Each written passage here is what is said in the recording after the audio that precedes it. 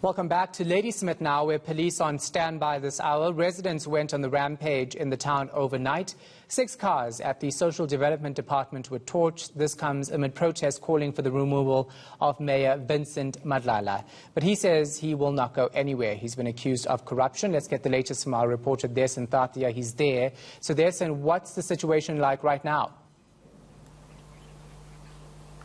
Well, Shahan, as you mentioned, this is a time when Ladysmith is dealing with these protests. It's been this way for about the past 2 to 3 weeks or so, and really at the core of it is the removal, or what they want to be the removal of the mayor here. And just for those reasons, they talk about service delivery. There are the other allegations of him being involved in taxi violence in the area, and I think at this point I must mention that he has denied those allegations when speaking to our team here earlier this week.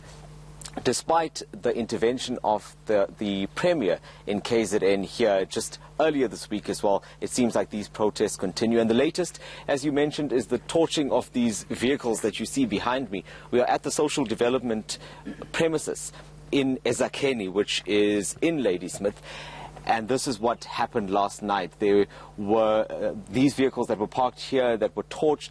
They are normally used, Shahan, because it goes beyond what you see here and the fact that these are just vehicles.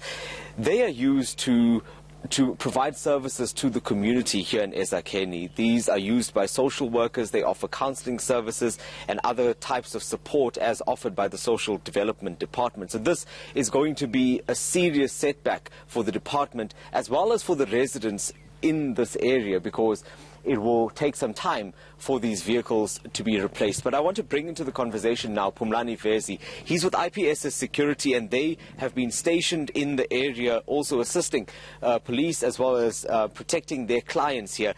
You were also one of those that was called out when this fire broke out last night. What did you find when you got here? Yeah, it is true, Dasin. When we get here, it was between 11 and 11:30 last night.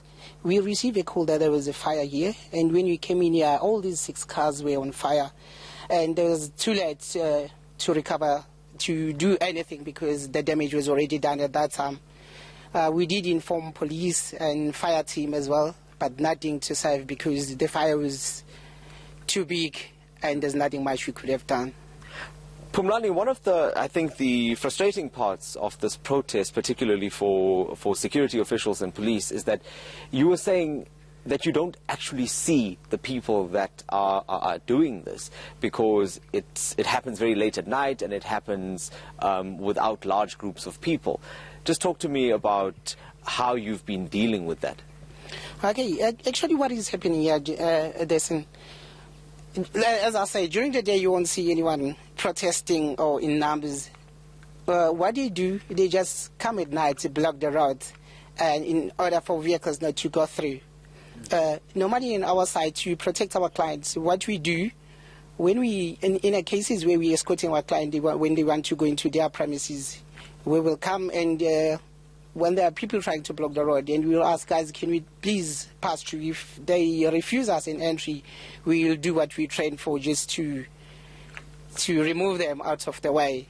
And earlier you took us on a drive through eZakheni, and you were just showing us what the roads are looking like now. I mean, many of them are completely blocked with rocks and so on. Is there any activity that's going on in both eZakheni and Ladysmith? I mean, are businesses opened? Is there any other activity where people are going to work and so on?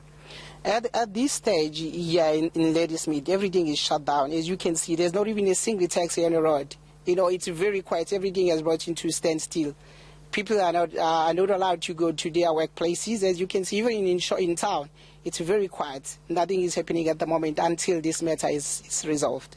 Thank you very much, Phumlani Vezi. And Shahan, you'll also remember that earlier this week there were 5 trucks that were torched not far from where we are. So it seems like there is no end in sight to these protests. The only, I think the message that's going around at the moment is that the Premier may have to come back. I've tried to confirm that with his office, but I haven't received that confirmation yet. So we'll wait and see whether any further intervention by government actually brings these protests to an end.